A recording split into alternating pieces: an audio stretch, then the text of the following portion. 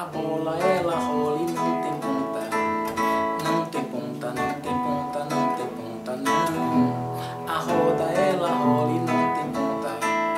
Não tem ponta, não tem ponta, não tem ponta, não. Então, por favor, alguém aponta o que tem ponta, o que ponta tem. Então, por favor, alguém aponta o que tem ponta, o que ponta tem.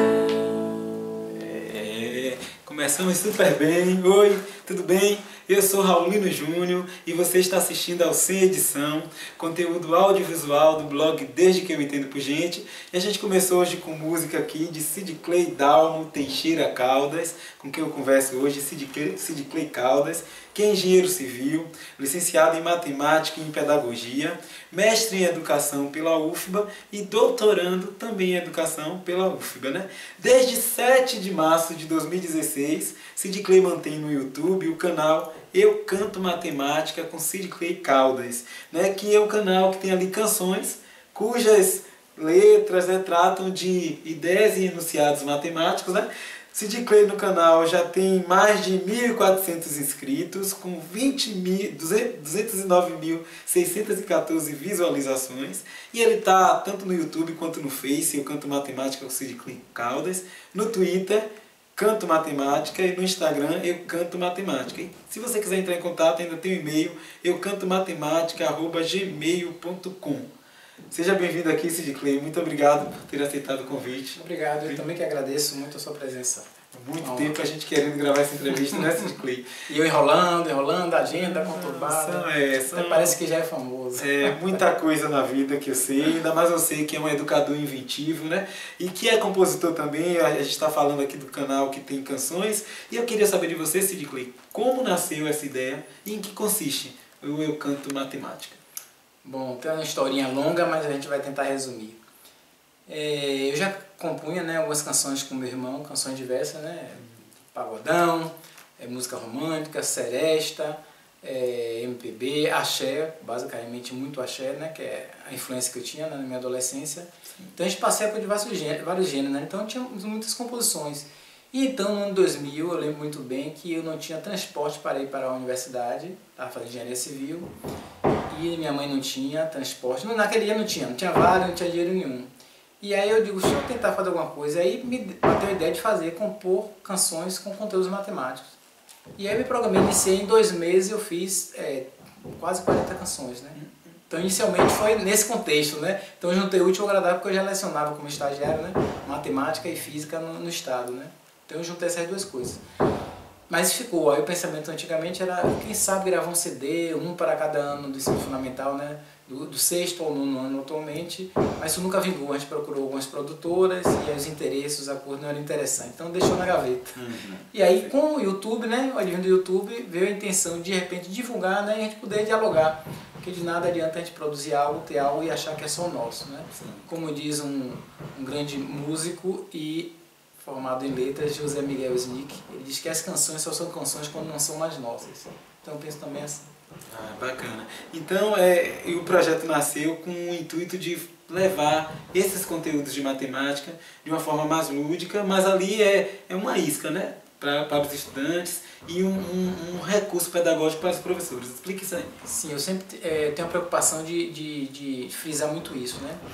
A presença de canções, né, cujas letras trazem ideias enunciadas matemáticas, no meu caso, seja minhas próprias, né, compostas por mim, ou outras que existem no YouTube e alguns profissionais praticam da mesma forma, né? Sim. Então, qual é a preocupação? Aqui os profissionais de educação, os pais também, os próprios alunos, não pensem que isso é o fim em si mesmo, que ouvindo uma canção ele vai dominar o conteúdo. Para a memorização, que muitos até criticam, mas na matemática também a memorização e outra disciplina é importante, conteúdos conceituais, factuais, eles pressupõem memorização. Então é importante a memorização sim. Uhum. A canção pode servir para isso, né? O uso da canção, que é outra crítica que fazem, né? Usar a música, usar a canção, né? Então pode servir para a memorização somente? Pode. Mas pode ser que não aconteça somente atingir esse objetivo. Ou seja, a canção com conteúdos que trazem enunciados e ideias matemáticas não deve, ao meu ver, servir somente para você achar que vai propiciar a aprendizagem naquele momento. Serve como disparador, serve para complementar, né? Sim. Tem um teórico que ele diz que a apreensão do objeto matemático acontece quando você passeia por mais de um objeto, por mais um tipo de representação semiótica. Então a canção pode ser um tipo, né? A língua oral pode ser uma, o desenho outro, um gráfico outro. Então você passear é a melhor forma que eu entendo que pode propiciar a aprendizagem do conteúdo. Claro, é mais um recurso, né, para ser utilizado aí no cotidiano escolar. E eu nem falei, a gente abriu a entrevista aqui com a canção Quem Tem Ponta. Quem Tem Ponta. Quem Tem Ponta, né? Que aí a gente observa, quem visita o seu canal, que você tem canções ali para todas as séries, né? Tanto no ensino fundamental como no ensino médio. Isso daí é mais para as séries iniciais, né? Já no primeiro, segundo, terceiro ano no máximo, falam sobre forma, né? Sim. Objetos que tem ponta ou que não tem ponta, né? Objetos que rolam, né? Sim. Então tem essa noção inicial e realmente eu trago canções do primeiro ou nono ano, né? E não é fixo, apesar de a gente colocar aí, quem for no canal, na playlist, vai ter lá canções para o segundo. A depender do momento, da idade, do nível de aprendizagem, você pode trabalhar assim no primeiro antes, um pouco depois, retomar, né? Porque nem sempre as coisas são sedimentadas. Camisa de força e isso nela, não né? existe. Eu adorei essa canção aí, eu achei bem bacana quando eu ouvi lá. E eu queria saber de você, Sid Clay, assim, qual é a contrapartida de quem acessa seu canal ali, tanto professor quanto estudante, o que eles falam para você no que diz respeito a esse uso mesmo daquele seu recurso para as atividades ali escolares? Inicialmente, quando eu criei o canal, a gente sempre tem um intuito, acho que está tudo formatadozinho, tudo ideal, né? Eu imaginava que do primeiro ao quinto ano, as canções, pelo menos os comentários, eu estaria me dirigindo aos educadores, né? Como lidar com esse tipo de canção que pode ser trabalhado. E do sexto ao nono ano, eu imaginava que ia ser uma relação direta, quando eu estivesse falando, seria diretamente do aluno. Lê do engano, né? O perfil da audiência, né, do canal, a maioria são mulheres, né? 80% mulheres, e a maioria acima de 30 anos, ou seja, são adultos. Se educadores ou não sei te dizer. No entanto, os comentários, a maioria são de alunos. Até 13 anos, né? Então o feedback é bem interessante, é muito satisfatório você criar uma canção, gravar, uma coisa que você às vezes parece que não tem muita importância. Gravei, postei e alguém diz, olha, me ajudou muito. Não tem pagamento maior do que um comentário positivo. Claro. Existe os negativos, que na verdade tem que ver como construtivo, né? Porque às vezes serve para você repensar, rever, ver se tem validade ou não, né? Nada como feedback, né? Seja positivo naquele momento ou negativo, né? O importante é você refletir e estar repensando a sua prática, é importante. O importante é essa interação também, Sim, né? Para que você possa transformar ali o que você posta. E quais são os conteúdos assim que as pessoas mais buscam lá no seu canal? E também o que é que elas têm mais dificuldade, assim, pelo que você percebe?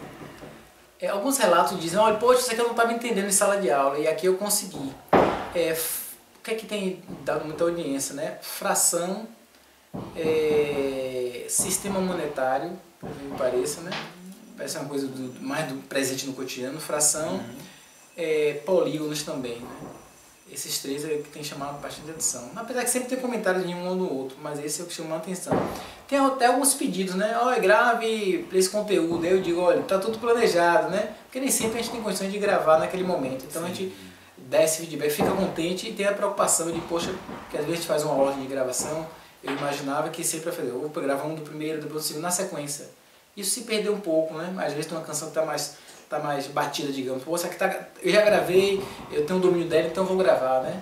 Para tentar atender todos os públicos. Ah, bacana. E você no canal, a gente vê que tem... você aborda todos os gêneros textuais e todos os assuntos, né? Então, todos os gêneros musicais, desculpa. Então tem lá funk, tem axé, tem sertanejo, etc. Mostrando que você não tem nenhum preconceito, porque o intuito mesmo é trazer, né, muito mais pessoas ali para pensar, refletir sobre a matemática. E você, logo no primeiro vídeo, você canta um trechinho de uma canção sobre a equação do segundo grau. Aí eu queria que você cantasse aqui também, né, só pra gente dar um aperitivo aí pra quem tá assistindo, e você dissesse como é que ela nasceu. Certo. Deixa eu cantar logo aí então. Pronto, vamos lá. O título dela é Equação do Segundo Grau. Beleza. Geralmente é referente ao nono ano.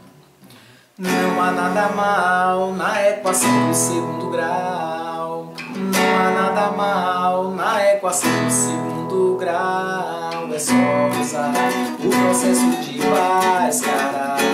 É só achar o valor de delta, que é b ao quadrado menos 4ac.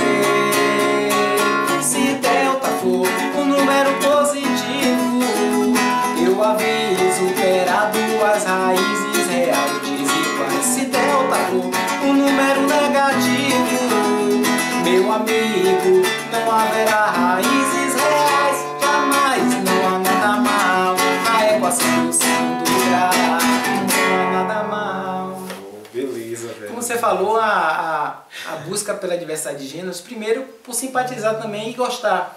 A gente faz muito do que a gente gosta, né? E a preocupação de entender que nem sempre o que a gente gosta é o que o outro vai gostar, né? Eu tenho discutido isso muito em algumas oficinas que eu ministro para professores, que às vezes a gente tem a mania de achar, pô, vou levar essa canção que eles vão adorar, mas a gente leva muito a canção que a gente gosta.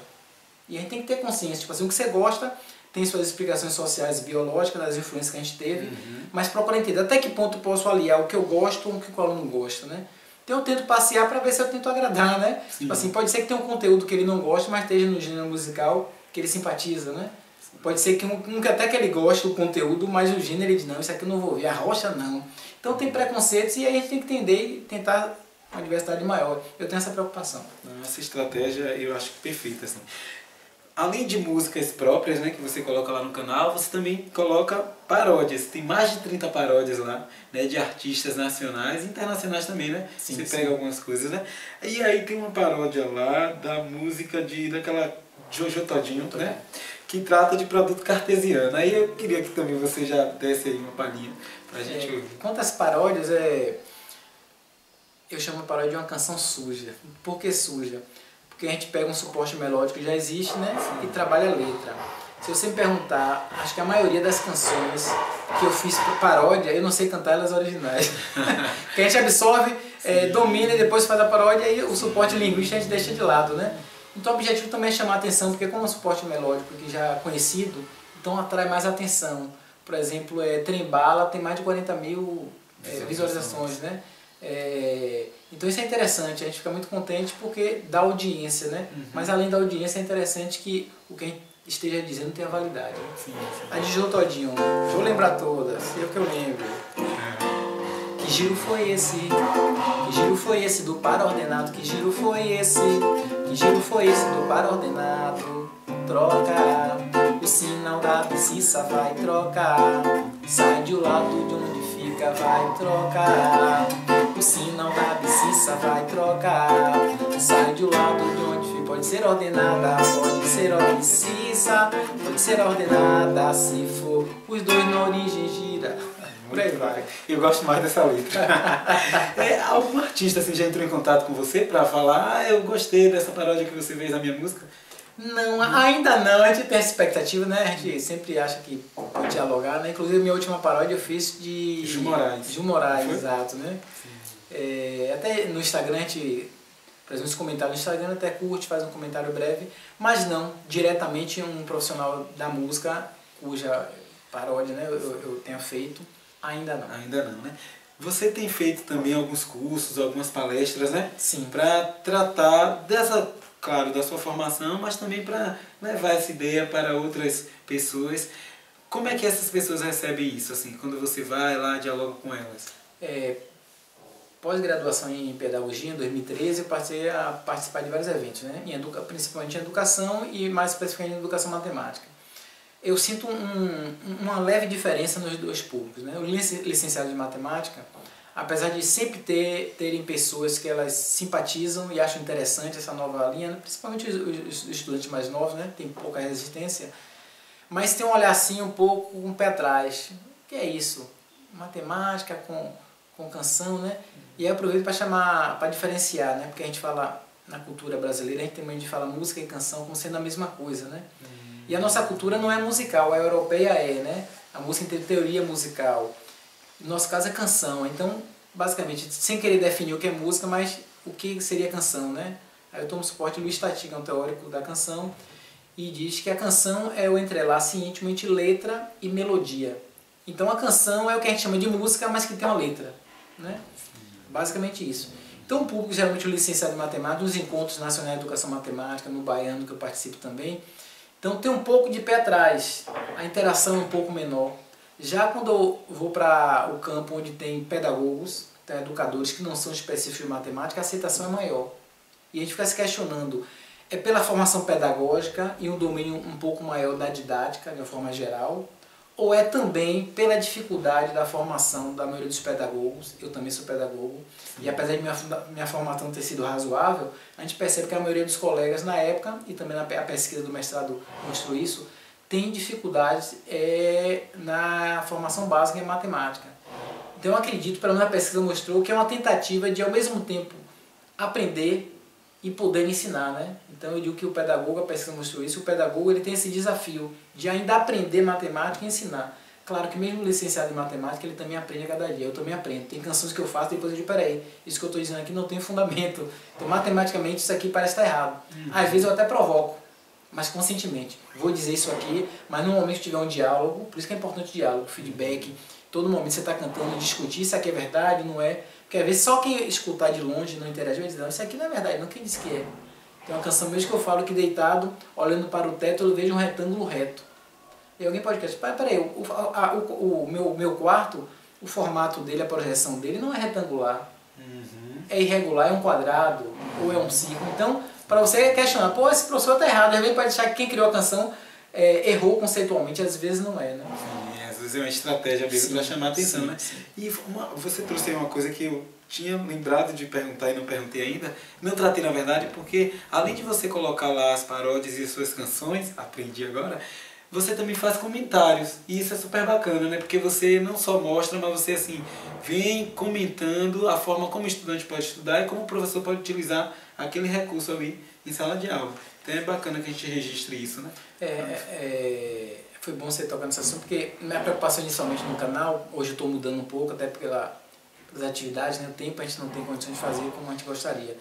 Então eu pensava o seguinte, vou publicar um vídeo na terça, que é uma canção minha criada, eu mostro ela, canto, e aí na quinta-feira eu comento, né? Às vezes, porque a canção, tem canção que ela é mais conteúdo conceitual, você fala dos conceitos e acabou. Tem música procedimental, para fazer isso, para somar, você faz isso, tal e tal, né? Que é um caminho. Sim. Nem sempre dá conta de tudo, e o objetivo não é dar conta, né? Às vezes o suporte é um forrozinho, aquele forró, cabe você dizer algumas coisas, não cabe tudo. Então são sinalizações, às vezes você apanha um pouco mais o conteúdo, em outras não, é de forma mais superficial. Então o comentário é para comentar o que eu trago na letra.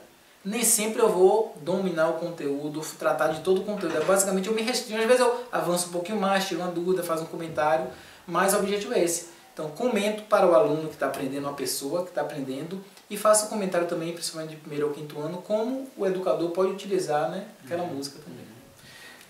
Já que nós estamos falando aí de educador, de educandos, como fazer para a matemática perder essa má fama e se tornar uma boa temática em sala de aula? Eu sou suspeito. O que a gente vê historicamente os professores de matemática são muito respeitados, né? Então tem um lado bom, né? Massageia o ego, mas também tem a questão de poder. Então muitos professores, por ser uma disciplina que parece ser difícil, e isso vem sendo alimentado com o tempo, isso é horrível, né? Então muitos profissionais, muitos professores, eles gostam que isso se mantenha. Sim. Que a matemática seja vista como um bicho-papão. Porque ele vai ser mais respeitado, ele vai ter mais disciplina na sua aula, né? Então isso é horrível, porque você vê relatos, por exemplo, na dissertação, relatos dos estudantes de pedagogia, né? Que não, no início mesmo tem um gráfico lá que mostra isso. No início eles não tinham relação amigável, né? Satisfatória com a matemática. E ao fim da nossa interação na pesquisa, eles dizem que passam a ter, né? No próprio curso também, lá de pedagogia da UFBA, eles dizem que com o tempo eles passaram a ter um contato, apreciar melhor. Porque eles entendem que como profissionais eles precisam ter essa abertura, né? Por mais que seu histórico como aluno não foi satisfatório, eles têm essa preocupação de sim, eu tenho que me aproximar. Então essa questão da matemática ser vista como bicho-papão, eu acho horrível. E é o que eu tento também acabar um pouco, trazendo um pouco da música, do lúdico, quebrar um pouco e dizer, olha, quem disse que é somente de forma expositiva? Isso não é sobre a matemática. Qualquer disciplina você pode tratar com outras estratégias.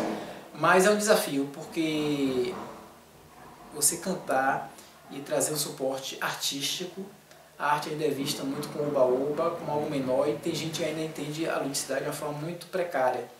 Então é interessante que a gente lide, nosso grupo de pesquisa lá trata sobre ludicidade de uma forma muito aprofundada, para entender que não é qualquer coisa que pode fazer aprender, né? E não é porque é chamado de lúdico que não vale nada.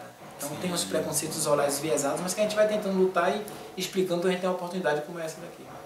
Muito bacana, Cid Clay. Você falou aí dos estudantes, né, dos professores, e eu fiquei pensando, o que você achava das aulas de matemática quando você era estudante? Qual a sua percepção? Minha história tem um histórico positivo e negativo, né? Tive professoras muito interessantes, mas como eu tirava, tipo assim, até a quarta série eu era considerado aluno ideal, né? Da antiga quinta série oitava eu era aluno abusado, não perturbado, mas muito gaiato. Sim. Mas as notas continuaram altas. Então eu não sei se, por eu tirar notas altas, esses professores de matemática gostavam de mim por isso, né? Será que se eu tivesse dificuldade iam gostar, né? Então eu me destacava em termos de nota, então eu era bem quisto por alguns. Já outros horríveis, né? A ponto de, uma certa vez, a professora ouviu perguntar as horas na sala, eu não esqueço nunca, né? 7º ano. E ela perguntou, ó, quem estiver querendo ir para casa, a porta da rua é serventia, né? Então isso marca, tem algumas coisas que ficam, né? Uma outra professora que, a certa vez, ela disse, ó, durante a final eu vou sair pelos corredores dando risada. Mas aquilo não me atingia porque eu conseguia, prestando atenção e com o livro, dar conta, né? Mas para outros alunos que não conseguiam, então afastava. Você ouvir isso de um professor que está ali para te auxiliar, você não quer mais conta, você se isola. Se você não tem essa capacidade, essa condição, e depende de cada aluno, né? Se você precisa da interação com o professor, então você fica lá nulo, calado, e a tendência é você não avançar. Isso é horrível, isso aí você leva para a vida. Exatamente, isso que você falou é importante, porque o desafio da escola não é enaltecer aquele aluno que é visto como ideal. Porque ele ali ele já tem, né, as competências e habilidades, então para ele vai ser mais fácil. O grande desafio é você pegar aquele mesmo que tem as dificuldades e que você torne aquele educando um educando capaz, né, dessas resoluções aí, de tudo, desses problemas da matemática e da vida, enfim, né? Você citou aí 2 vezes a sua dissertação, que tratou também dessa questão, né, do uso de canção nas aulas de matemática, né? Basicamente isso. Como é que a academia tem recebido esse seu trabalho, assim? O que é que você percebeu quando você estava defendendo sua dissertação, quando você estava caminhando na sua pesquisa? Porque às vezes a gente está na academia, na universidade, discutindo muita coisa, falando de inovação, mas quando a academia se depara com inovação, ela parece às vezes muito arredia. Então eu queria que você falasse um pouquinho sobre isso. Eu vou dar 2 exemplos aqui, né? A recepção, por exemplo, no grupo, graças a Deus, eu agradeço muito a oportunidade de minha orientadora, Cristina Dávila, ter me absorvido no programa, né? Apesar de a gente não ter tido contato nenhum, nem ter participado do grupo de estudos, então isso é importante frisar. Então foi onde eu pude dar continuidade, né, à minha pesquisa, ao meu interesse e aprender bastante. Então eu fui muito bem recebido e sou ainda, muita abertura que a gente tem no grupo, né? Ainda assim, existe um olhar um pouco de preocupação, né? E eu me preocupo também. A educação matemática, enquanto um campo específico, ela defende hoje em dia que o educador de matemática ele tem que estar no campus da educação e não lá na matemática. No entanto, as pessoas, por não dominar a matemática, ou seja, quando você está num meio, num ambiente que as pessoas não têm a formação em matemática, nem sempre elas procuram dialogar, pelo receio. E é ruim, porque às vezes parece que você é o dono da razão. E aí você, quando não tem a contrapartida, não tem o outro olhar, outra fala para você se refletir, né? Ainda que o educador ele possa vir dialogar, não de forma um conteúdo específico, né? Em relação à didática, questão pedagógica, mas o conteúdo ele pesa bastante, conteúdo específico. Então, você fica assim, poxa, eu queria dialogar mais, mas tem pessoas que não têm domínio do conteúdo. E às vezes acham que por isso não podem dialogar, o que é um engano. E um outro exemplo que, para deixar claro que a academia ainda fica, em algum momento, houve uma pergunta que foi assim, mas vem cá, você quer pesquisar canção para ensinar matemática, mas não podia ser para ensinar qualquer coisa, por que para matemática? Aí tem a questão da implicação, né, do pesquisador, não faz sentido pesquisar uma coisa que não tem implicação, né? E para a gente ver um pouco mais, será que canção faz aprender, né? Quais são os prejuízos? Porque podem ter prejuízos, né? Na dissertação eu chamo alguns elementos de o que são vantagens e desvantagens da presença da canção. Por exemplo, se um professor achar que a canção, a gente já comentou isso aqui, que ela por si só vai dar conta, eu vou colocar que ele vai ouvir, ele vai dominar o assunto, é um ledo engano. Então pode ser prejudicial você trazer uma canção desse tipo e colocar para o aluno achando que vai dar conta. Por outro lado, ela tem essas suas vantagens diversas, né? Tanto de desvantagem como de vantagem. Vantagem porque lida com a questão musical, né? Que desperta, por exemplo, você vai tocar um rap, então se o aluno gosta de rap, ele pode nem querer saber o que é que está falando de matemática, mas ele vai dar a oportunidade e vai querer ouvir. Então, a questão da sociabilidade, mesmo que o conteúdo específico não possa ser tratado, né? O professor não tem eficiência, efetividade em lidar com aquele conteúdo, mas ele vai conseguir ter acesso ao aluno, vai estar próximo do aluno, então vai trazer para a gente conversar sobre outras coisas, despertar, né? Então, nem sempre a canção, o conteúdo linguístico, ele vai dar conta, mas a canção, como sempre, portando linguística e portando música, ele tem ganhos, ela pode ter ganhos bastante interessantes. Bacana. A gente já está concluindo aqui, Sid Clay. Não tem como a gente olhar para esse projeto que você faz, enfim, toda a sua formação, e não pensar em algumas referências da educação. Né? Como a gente tem no nosso baiano aqui, o Anísio Teixeira, a gente tem todos os estudos de Paulo Freire. Aí eu queria saber de você assim, como essas duas referências te estimularam a fazer esse projeto aí? Porque a gente percebe que há muito de Anísio e muito de Paulo Freire. Sim, apesar de não citá-los tanto, né? Paulo Freire, a gente tocou em um tema aqui que Paulo Freire, a gente precisa comentar muito, quando eu falei a questão do poder, né? Paulo Freire, a centralidade da teoria dele, né? Do que ele colocou até hoje, é no sentido de você, da emancipação, né? Enquanto sujeito, né? Enquanto cidadão, da emancipação. E a questão da luta, seja de classe ou seja de poder contra poder, isso é muito forte. Então, quando a gente procura trazer essa estratégia, pesquisar a estratégia, até para verificar até que ponto, quais são os limites, né? Até que ponto ela pode ir, pode não ir, quebra um pouco com essa visão de que ela não pode, né?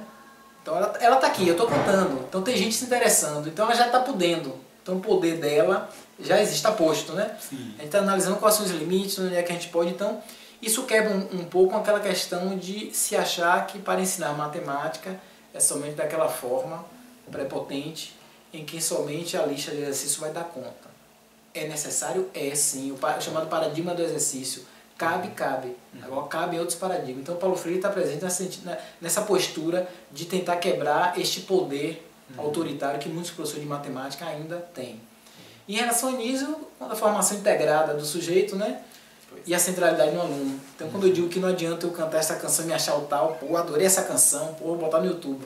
Se não tiver o feedback, os comentários, mesmo que seja criticando, dizer, olha, isso aqui você errou, não gostei muito desse gênero musical. Então você tem que estar aberto, porque o aluno, isso aqui é feito para o aluno. Né? Claro, é feito também para profissionais, para professores, mas o diálogo vai existir, seja de aluno para mim, como para mim, para os educadores. Então tem que estar dialogando. Então a formação integrada é isso, você ampliar, né?